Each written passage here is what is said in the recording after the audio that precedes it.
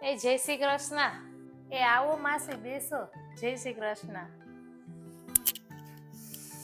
તારે તો અત્યારમાં બધાય કામ થઈ ગયા લાગે નહીં? આવો આજ તો વહેલી નવરી થઈ ગઈ છું. આજ રવિવાર છે તોય તાર દેરાણી નોકરી છે? નોકરી કરવા ગઈ અત્યારે? ના ના રજા જ છે પણ સૂતી છે. માંડ બિચારીને એક દી સુવા મળે. તું છે ને હાવ ભોળી છો. ઈ જો કેવા જલસા કરે ને તું નકરા કામના ઢેડા કરે છે. ના એવું કાંઈ નથી માસી, બિચારી થાકી જાતી હોય, જોબ કરતી હોય ને તો. તું છોકરાઓને લઈને વેકેશન કરવા ગઈ હતી ને તો એ મહારાણીએ છે ને આખા દીની કામવાળી રાખી હતી. હા એ તો મેં જેને કીધું તું કામમાં પહોંચી ના હકે ને મેં કીધું રાખી લેજે કામવાળી. તને છે ને કાંઈ ખબર નથી પડતી. જોજે અટાણે પૈસા ભેગા કરી લે અને પછી છે ને નોખા થવાના ઉપાડા માંડશે. ના માસી એવું કાંઈ નથી. એના પગારના છે ને અડધા પૈસા તમને ઘરમાં વાપરવા માટે આપે અને મારા હાટુ તો કેટલી વસ્તુ લઈ આવે.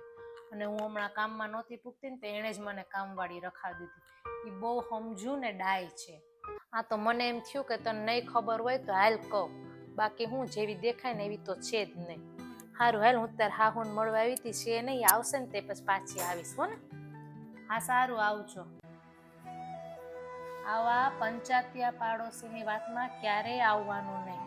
આ લોકોનું કામ જ ઈ હોય છે બીજાના ઘરમાં કંકાસ કરવા અને ઘરમાં ભાગલા પડાવવા. અરે મમ્મી આજ હું સિટીમાં ગઈ હતી ને તો મને બે ડ્રેસ ગમી ગયા ને તો હું લઈ આવી છું મારા માટે. હું તને હમણાં ફોટા મોકલું હો. એ સાંભળ તો ડેનિસા તું. મમ્મી હું તને હમણાં થોડીક વાર પછી ફોન કરું હો. શું કહો મમ્મી તમે મને? લગ્ન થઈ જાય ને એટલે છોકરીઓએ આટલી બધી વાત છે ને એની ઘરે ના કરવી જોઈએ. આખો દિન આખી રાત બધી વસ્તુ તાર મમ્મીને કહેતી જ હોય. આટલી બધી વાતો કરવી હારી નથી લગ્ન પછી. મમ્મી તમને સાચે ને એવું લાગે છે કે લગ્ન થઈ જાય પછી છોકરીઓ એની ઘરે બહુ વાતો ના કરવી જોઈએ? હા તો ના જ કરવી જોઈએ ને. હે ભગવાન સારું થયું મમ્મી તમને એવું લાગે છે. હું કેટલા દિવસથી વિચારતી હતી કે હું આ વાત તમને કેમ કરું.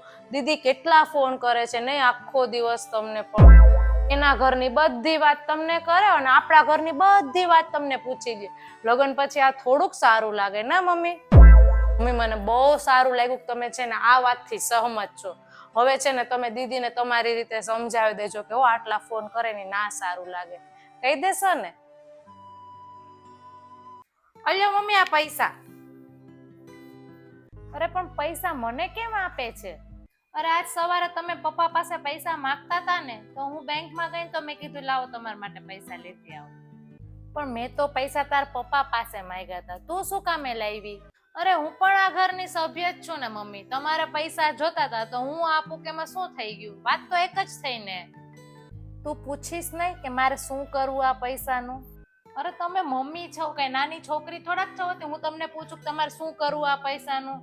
ઉલટાનું તમારે મને પૂછવાનું હોય કે તું આટલા બધા પૈસા લાવી ક્યાંથી? તારા પપ્પાએ મને તો પૂછ્યા વગર પૈસા નથી દેતા કે તારે શું કરવા પૈસા. કેટલું પૂછી લે ઉપરથી કેટલું સંભળાવી દે મને. તે મને પૂછ્યું નહીં. મેં છે ને ઓલા જન્મમાં કઈક હારા પુણ્ય કર્યા હશે એટલે તો મને તારા જેવી વહુ મળી.